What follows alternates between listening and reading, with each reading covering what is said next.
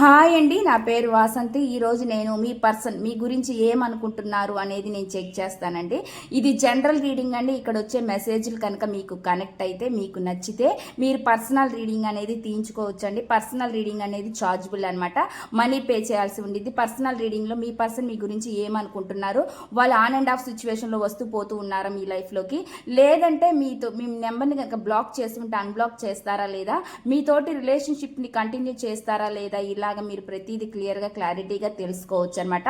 ఇది కేవలం రిలేషన్షిప్స్ అని కాదండి, మీ కెరియర్ గురించి, జాబ్ గురించి, హెల్త్ గురించి, బిజినెస్ గురించి, ఫైనాన్షియల్ ప్రాబ్లమ్స్ గురించి, ఫ్యామిలీ ప్రాబ్లమ్స్ గురించి, మ్యారేజ్ గురించి, స్టడీస్ గురించి, క్వశ్చన్ ఏదైనా పర్లేదు మీరు అడిగి క్లియర్గా క్లారిటీగా తెలుసుకోవచ్చు అనమాట.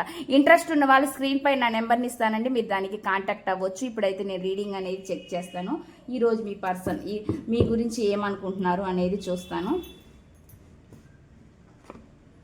ఇక్కడ వచ్చేసి న్యాయం కోరుకుంటున్నారండి, జడ్జ్మెంట్ కోరుకుంటున్నారనేది చూపిస్తుంది. ఎవరైనా డివోర్స్కి అప్లై చేసి ఉంటే కనుక దాంట్లో వాళ్ళకి న్యాయం జరగాలని, తీర్పు వాళ్ళ వైపు రావాలని కోరుకుంటున్నారనేది నాకైతే చూపిస్తుంది. మ్యారేజ్ అయిన వాళ్ళకైతే, మ్యారేజ్ కాని వాళ్ళకైతే వాళ్ళకు కావాల్సిన విషయంలో, మీ విషయంలో ఏదో పరంగా న్యాయం జరగాలని వాళ్ళు కోరుకుంటున్నారనేది నాకైతే ఇక్కడ చూపిస్తుంది అనమాట. మెసేజ్ అయితే ఆ విధంగా వస్తుందండి.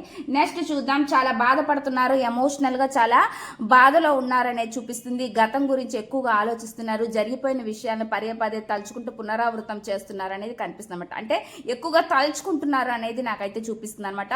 వీళ్ళకి కొంత దారి ఉన్నా కానీ ఆ దారిని వీళ్ళు చూడట్లేదు అనేది వేలో ఉందన్నమాట. వీళ్ళు అక్కడే స్టక్ అయిపోతున్నారు అనేది చూపిస్తుంది.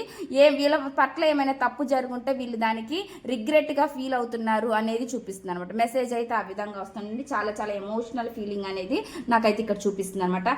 ఈ వ్యక్తి ఎలా అయినా సరే పోరాడుతున్నారు అనేది నాకైతే చూపిస్తుంది. మీ లైఫ్లోకి రావాలనో, మీ లైఫ్లో ఉండాలనో ఈ వ్యక్తి అయితే చాలా పోరాడుతున్నారు.